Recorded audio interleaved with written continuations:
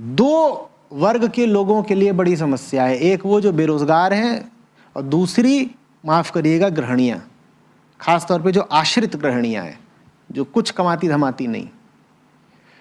इनको सबसे बड़ी सज़ा और बड़ी दुखदाई सज़ा ये मिलती है कि इनका अध्यात्म की तरफ बढ़ने का रास्ता बिल्कुल रोक दिया जाता है।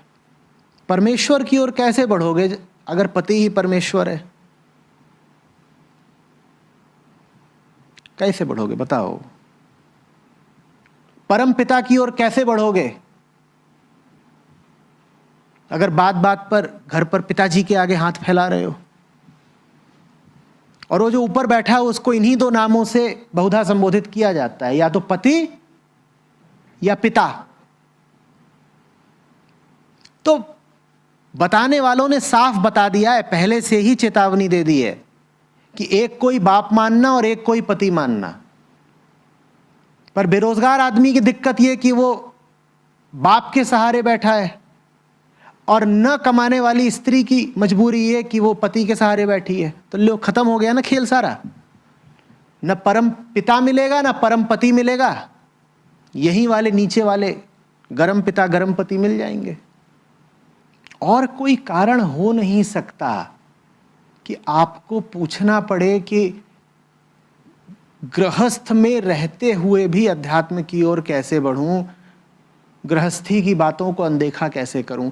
निश्चित रूप से अध्यात्म की ओर बढ़ने की इच्छा के सामने गृहस्थी की मजबूरियां सामने आ रही हैं। आपकी भाषा में वो मजबूरियां कहलाती हैं, मेरी भाषा में स्वार्थ। आदमी मजबूर हो कैसे सकता है जब तक उसका स्वार्थ ना हो? बताइए मुझे। आप तो कह देते हो नहीं नहीं नहीं, मुझ पे कोई अंकुश नहीं लगा रहा। ये बड़ा आम जुमला होता है। जैसे ही मैं कहूंगा कि आपको मजबूर किया जा रहा है अध्यात्म की ओर न आने के लिए, तो मुझसे कहा जाएगा नहीं, मजबूर कोई कुछ नहीं कर रहा, वो तो हम अपनी ही जिम्मेदारी मान करके नहीं करते। हमसे किसी ने कहा थोड़ी है। साहब, आपसे कोई शब्दों में नहीं कहेगा, वो माहौल ऐसा बना दिया जाता है कि आपको खुद ही लगने लगता है कि मेरी पहली जिम्मेदारी तो कढ़ाई और करछुल की है। कोई मुंह से थोड़ी कहेगा। ये बात ही भद्दी और अनैतिक लगती है अगर मुंह से और शब्दों में बयान की जाए कि देखो तुम कढ़ाई करछुल करो, कान्हा को भूल जाओ, तो कोई नहीं आएगा मुंह से ये बात बोलने। वो माहौल ऐसा बना दिया जाता है, हवा फिजा ऐसी बना दी जाती है कि आप समझ जाते हैं कि भाई जिम्मेदारी का नाम है करछुल और कढ़ाई, या कोई और जिम्मेदारी, कुछ और। पर ले दे करके सब होता यही है, करछुल कढ़ाई।